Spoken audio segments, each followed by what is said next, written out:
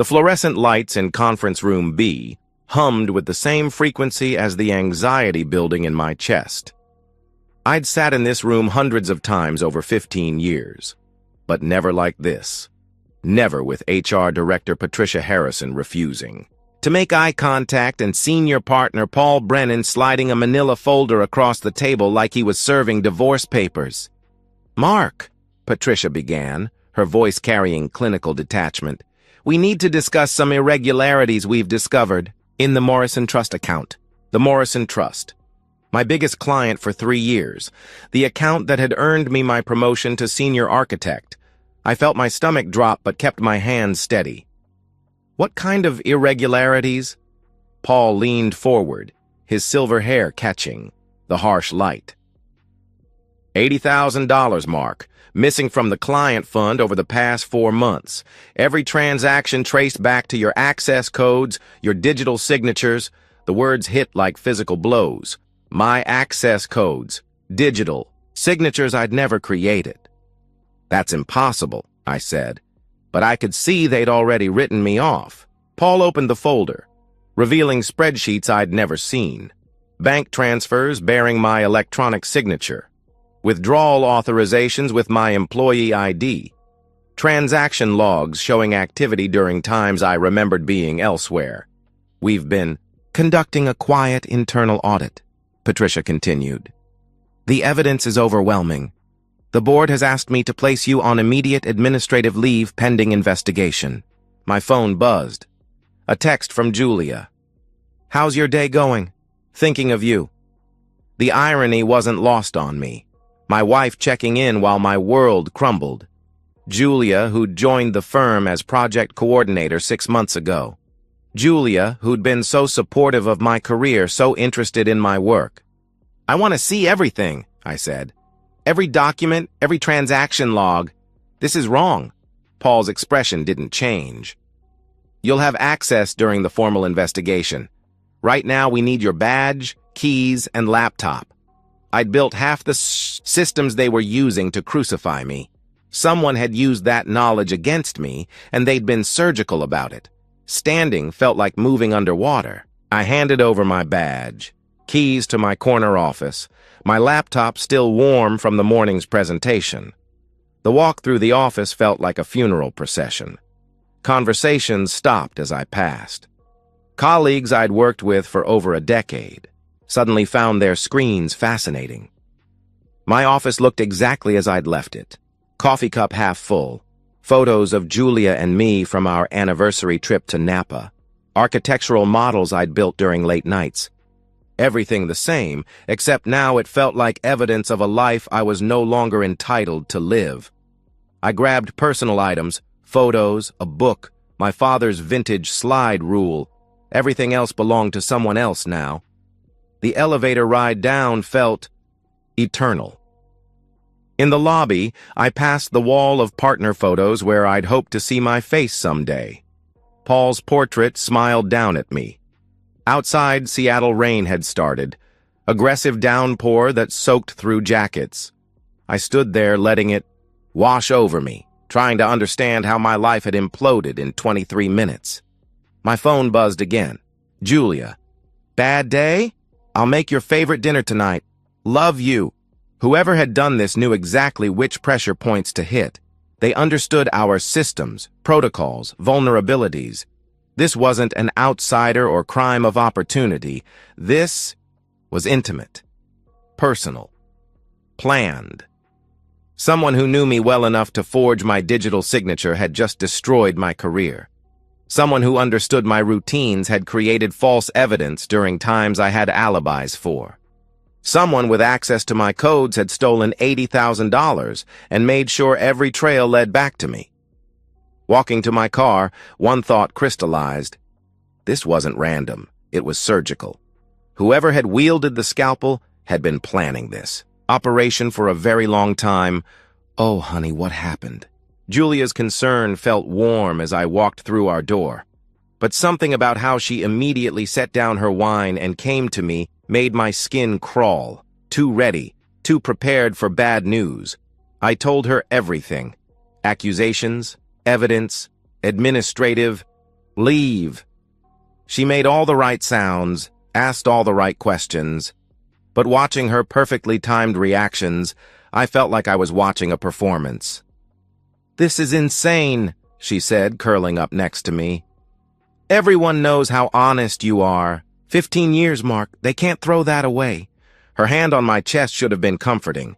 Instead, it felt like she was checking if my heart was still beating, still fighting. "I need to review everything from scratch," I said. "There has to be an explanation." "Or Paul's finally showing his true colors," Julia interrupted. "I've seen how he looks at your success, Mark. Takes credit for your ideas. Maybe this is his chance to eliminate competition." Hearing Julia voice it felt wrong, too convenient, like she was steering me toward a conclusion she wanted me to reach.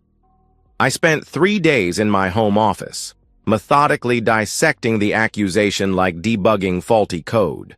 The spreadsheets contained dozens of transactions, but cross-referencing timestamps with my calendar revealed patterns that made no sense. Several withdrawals supposedly authorized by me when I'd been in Portland for the Henderson project. A large transfer dated at 2:47 a.m. when my home Wi-Fi logs would show my computer offline and I was asleep next to Julia. The digital signatures weren't perfect forgeries, close, but my eye caught subtle differences in vector curves. Whoever created them understood my signature's basic structure, but missed micro-variations I'd developed over years of signing architectural drawings. Good enough to fool HR, but not someone who'd been signing his own name professionally for 15 years.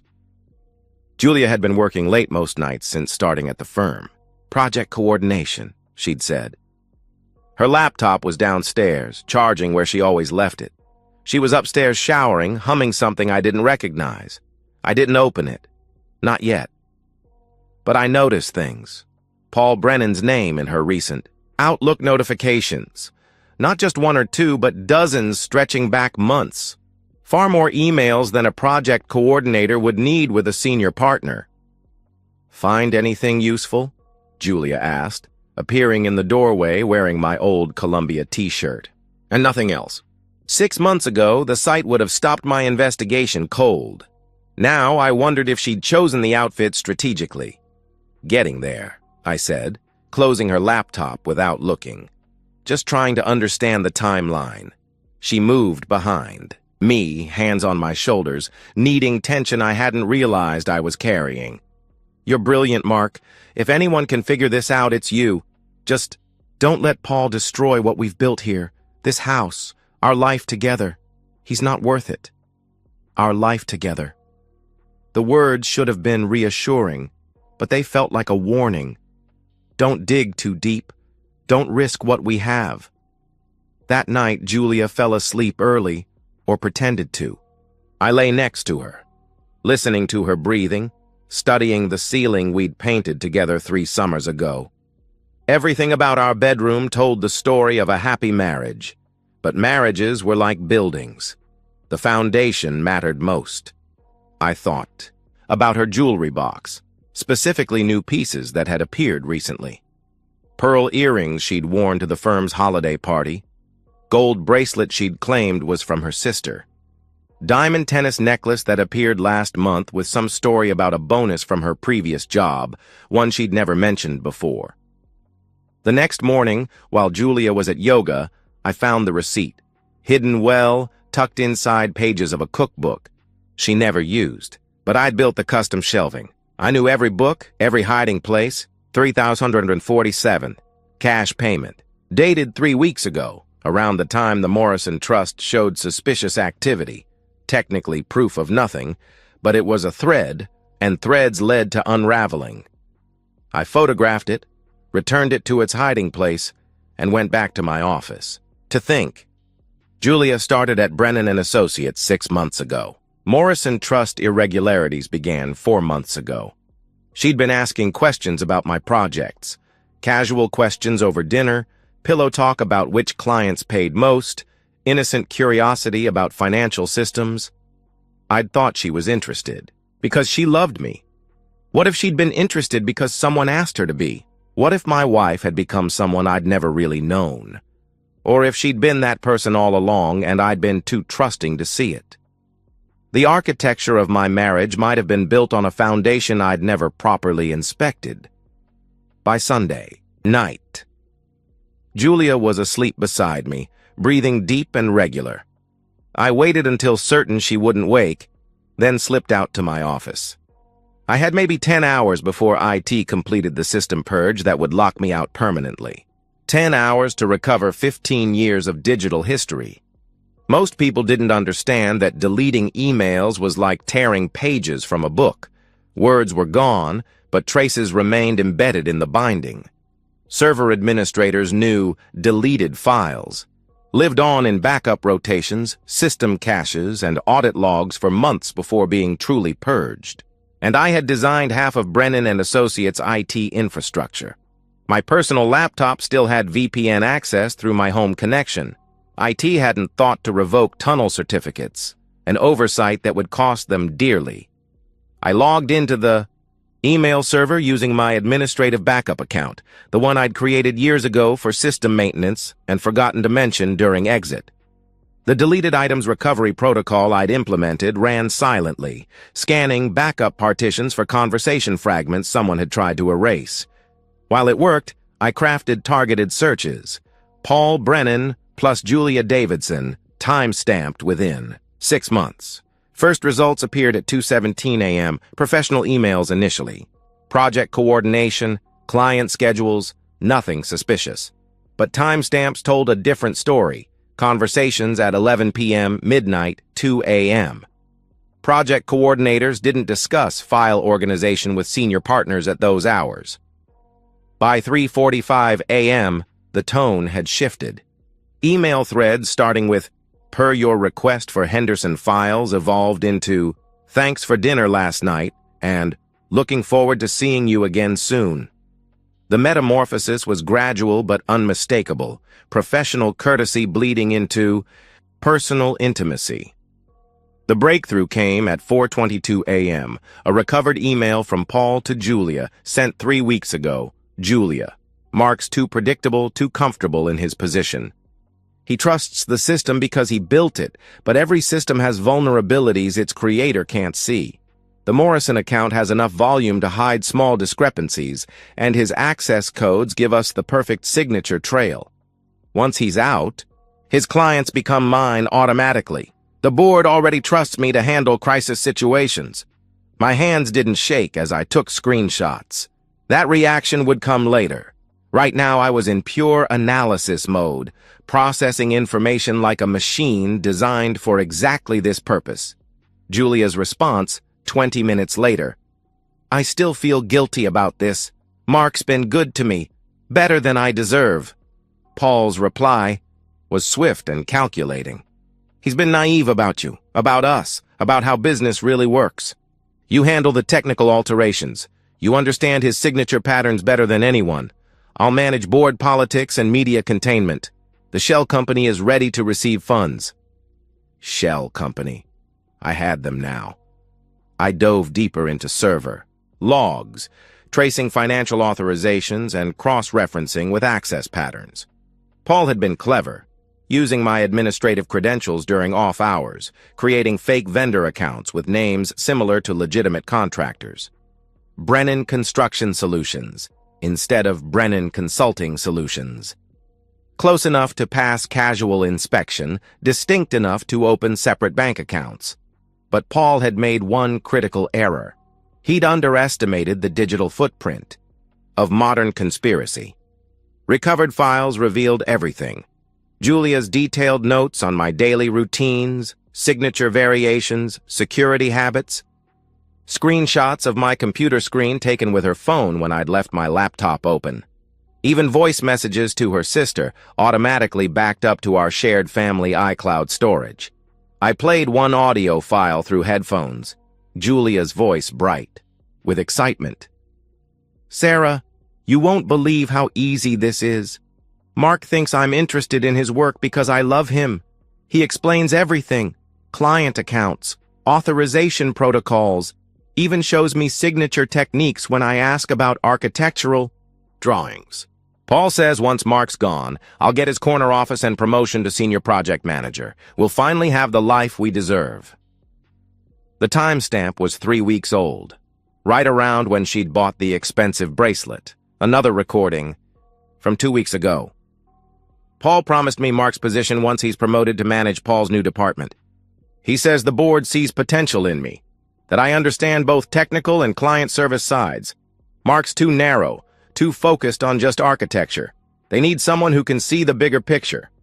I saved everything to multiple encrypted drives, then created backup copies on secure cloud servers Paul and Julia didn't know existed. By dawn, I had a complete digital autopsy of their conspiracy. Timelines, evidence chains, financial records, and their own recorded confessions. The most damaging evidence was Julia's casual admission. The brilliant part is that Mark trained me to forge his signature without realizing it. He's so proud of his penmanship, keeps showing me the precise angles and pressure points when he signs important documents. He thinks he's teaching me to appreciate craftsmanship. Really, he's giving me tools to destroy him. I sat back as first gray light crept through my office windows. Outside, the city was waking up, people starting another day in lives that made sense. Inside my house, I now had everything needed to dismantle the two people who'd tried to dismantle me. The question wasn't whether I could destroy them. The question was how completely, how publicly, and how permanently. I powered down my laptop, encrypted the drives, and went upstairs to shower before Julia woke up. In a few hours, I had meetings scheduled with a forensic accountant and a divorce attorney. Not because I was ready to act, but because I wanted to understand every weapon in my arsenal before deciding how to use them. Some people built with blueprints, others built with lies. I was about to show them the difference. The boardroom at Brennan & Associates hadn't changed since I'd started here 15 years ago.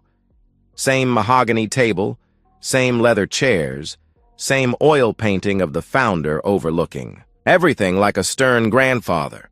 What had changed was my perspective. Today, I saw it as a courtroom, and I was walking in with evidence that would serve as both defense and prosecution. Paul had called the emergency session for 10 a.m. sharp, exactly 1 week after my suspension. Quick resolution, he'd told the board. Minimize. Disruption to client relationships. Protect the firm's reputation. Demonstrate decisive leadership during crisis. I arrived 5 minutes early, carrying a leather portfolio containing printed copies of everything I'd recovered. The board members were already seated. Margaret, CFO, Robert Hayes, Senior Partner Emeritus, Dr. Elizabeth Morrison, whose trust fund was at the center of this, and Thomas Brennan, Paul's father and firm founder. Julia sat in the corner, a concerned spouse, officially, but I now recognized her real role as Paul's intelligence asset. She gave me an encouraging smile that I returned with the warmth I'd show a stranger. Paul entered at exactly 10 a.m., carrying his own portfolio and wearing the charcoal suit that photographed well for client meetings. He'd always understood presentation, looking like a leader even when he wasn't. "Thank you for accommodating this emergency session," Paul began, his voice carrying gravity of someone reluctantly shouldering necessary burdens. "As you know, we've discovered serious irregularities in the Morrison Trust account. $80,000 has been systematically diverted over 4 months. He distributed copies of the same doctored spreadsheets he'd shown me. Bank transfers, authorization codes, digital signatures, all pointing to me with prosecutorial precision. The evidence is overwhelming and unfortunately clear," Paul continued. "Mark's administrative access, his signature authorizations, his direct client relationship. We've traced every transaction, and they all lead to the same conclusion." Dr. Morrison leaned forward, studying documents. "This is deeply troubling, Paul. Mark has managed my account flawlessly for 3 years. Are you certain?" "I wish I weren't," Paul replied, his tone carrying just the right note of disappointed professionalism. "But the digital trails are irrefutable. It has verified the authenticity of every log entry." I let him present his entire case, taking notes like a man preparing final statements. Julia performed beautifully. Shocked spouse, concerned colleague, innocent bystander watching her husband's reputation crumble. She even managed tears when Paul mentioned potential criminal charges. "Mark," Margaret said, "do you have anything to say in your defense?" This was it. 15 years of trust and reputation balanced against fabricated evidence and false testimony. "I do," I said, standing and walking to the presentation screen. "But first, I'd like to show you some additional evidence that's come to light." Paul's confident expression flickered, just for a moment. But I caught it. The first crack in his facade. I connected my laptop to the projector. The screen filled with an email timestamp from 3 weeks ago. Paul Brennan to Julia Davidson. Sent at 11:47 p.m. Mark's too predictable, too comfortable in his position. He trusts the system because he built it, but every system has vulnerabilities its creator can't see. The temperature in the room dropped 10 degrees. Paul started to speak, but I held up my hand. "Please, let me finish presenting the evidence before we discuss it." Next slide showed Julia's response, then Paul's detailed instructions about creating shell companies, then Julia's enthusiastic agreement to help frame her husband. I watched board members' faces transform from confusion to horror to disgust as they realized what they were seeing. "These are fabricated," Paul said, but his voice had lost authority. "Mark has obviously doctored these communications to deflect. Blame. Actually, Paul, these came from the firm's own email servers using our standard recovery protocols." I advanced to the next slide. Server logs showing original timestamps, system authentication records, backup verification codes. Everything authenticated by our IT department's own forensic tools. Dr. Morrison stood up abruptly. "Is that my trust fund you're casually discussing? My late husband's money you're stealing?" But I wasn't done. Next slide showed shell company bank records. Brennan Construction Solutions, account opened 4 months ago, receiving exactly $80,000 in transfers matching the missing Morrison trust funds to the penny. The routing numbers. Trace back to accounts opened with Paul's social security number and home address, I continued. The bank has confirmed his identity through their standard verification process. Paul was graying now, his confident demeanor cracking like a building, settling on a bad foundation. "This is impossible. You're fabricating evidence to what, Paul? Prove my innocence? Frame you for crimes you actually committed?" I clicked to the next slide. Julia's voice message to her sister, the audio file that would destroy them both. "Before we listen to this," I said, "I should mention that it was automatically backed up to a shared family cloud storage account. Nothing I could have altered or fabricated since the timestamps and authentication come from Apple's own servers." I pressed play. Julia's voice filled the boardroom, bright and excited. "Sarah, you won't believe how easy this is. Mark thinks I'm interested in his work because I love him. He explains everything, client accounts, authorization protocols, even shows me signature techniques when I ask about architectural drawings. Paul says once Mark's gone, I'll get his corner office. And promotion to senior project manager. We'll finally have the life we deserve." Julia went white, not pale, white. The color of someone watching their entire future collapse in real time. Thomas Brennan looked at his son with an expression I'd never seen before. Complete betrayal mixed with absolute disgust. "Paul, please tell me you have an explanation for this," Paul tried. He claimed I'd hacked their communications, fabricated the evidence, somehow manipulated Apple's cloud servers and the firm's email system to frame him. But each protest sounded more desperate than the last, especially when I revealed the final piece of evidence. Security camera footage from the office building showing Paul and Julia entering after hours on the exact dates when the fraudulent transactions were processed. "The building's security system isn't connected to our internal network," I explained. "Independent verification, impossible to hack or alter. Paul's key card access, Julia's visitor badge, timestamps matching the financial transfers to the minute." Margaret stood up, her face a mask of professional fury. Paul, you're terminated, effective immediately. Security will escort you from the building. We'll be referring this matter to the district attorney's office for criminal prosecution. She turned to Julia. Ms. Davidson, your employment is also terminated. You're banned from firm property, and we'll be pursuing civil recovery of all funds involved in this conspiracy. Julia tried to speak, some desperate plea about being manipulated, about loving me, about making mistakes, but I wasn't listening anymore. I was watching Paul, seeing the moment when he realized that his carefully planned frame job had become his own trap. The board meeting's not over, Thomas Brennan said, his voice carrying the weight of 5 decades in business. We need to discuss Mark's position going forward. What followed felt surreal. Not just vindication, but elevation. Senior partner, Paul's office, Paul's salary, Paul's client relationships. The board didn't just want to make things right. They wanted to ensure that something like this could never happen again. And they believed the best way to do that was to put someone in charge who'd already proven he could defeat such schemes.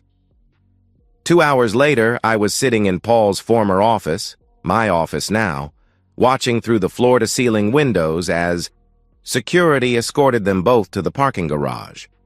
Paul walked with his head down, his career and reputation destroyed. Julia kept looking back at the building, maybe hoping to see me watching, maybe hoping for some sign that this was all a mistake.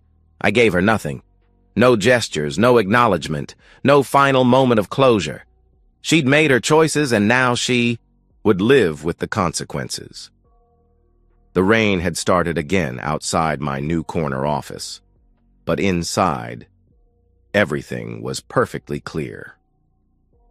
6 months later, I sat in my corner office watching the Seattle skyline transform as another high-rise topped out in the distance.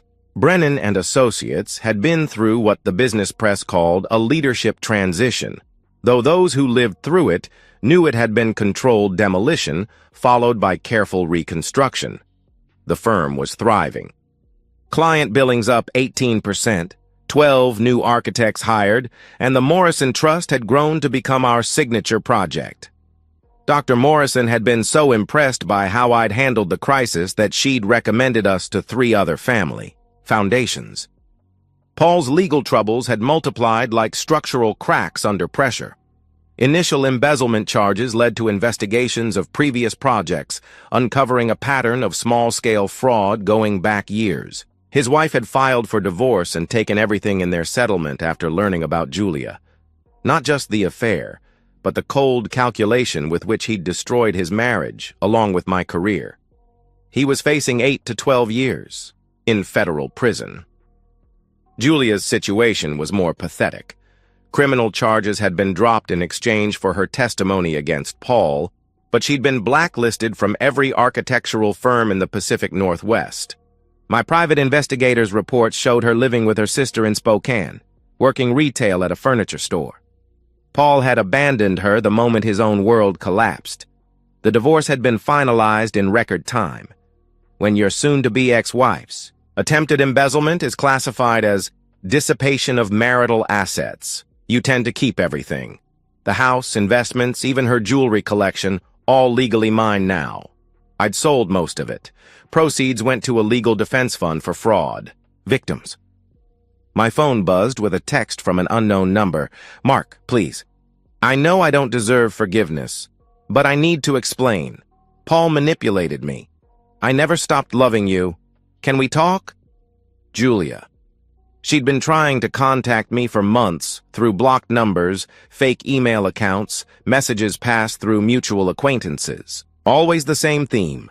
Manipulation, regret, claims that Paul had somehow forced her into betraying me. I deleted the message without reading it completely. Some structures, once demolished, should never be rebuilt. The knock on my office door interrupted my thoughts. Sarah, our new project coordinator, entered with files I'd requested. She was competent, professional, and most importantly, had no personal relationship with any senior partners. I'd learned the value of maintaining proper boundaries. The Henderson approval came through, she said, placing the folder on my desk. Construction can begin next month. Excellent. And the Morrison Trust expansion? Dr. Morrison wants to move forward with the full campus design. She said finding an architect who actually protects his client's interests is rarer than she'd expected. After Sarah left, I returned to reviewing blueprints for our biggest project yet, a sustainable housing development that would employ 60 people and house 300 families. Real construction, building something meaningful instead of tearing down other people's lives. My wedding ring finger was bare now, a small white band of skin, the only remaining evidence of 5 years of marriage. I'd stopped noticing it weeks ago, the same way you stop noticing when chronic pain finally ends. My computer chimed with another message from Julia. I see your success in the news. I'm proud of you. I know you probably hate me, but I want you to know that what we had was real, even if I lost sight of it. I hope someday you can forgive me. This time I didn't delete it immediately. Instead, I studied it like a structural engineer examining a building plan, looking for load-bearing elements versus decorative facades.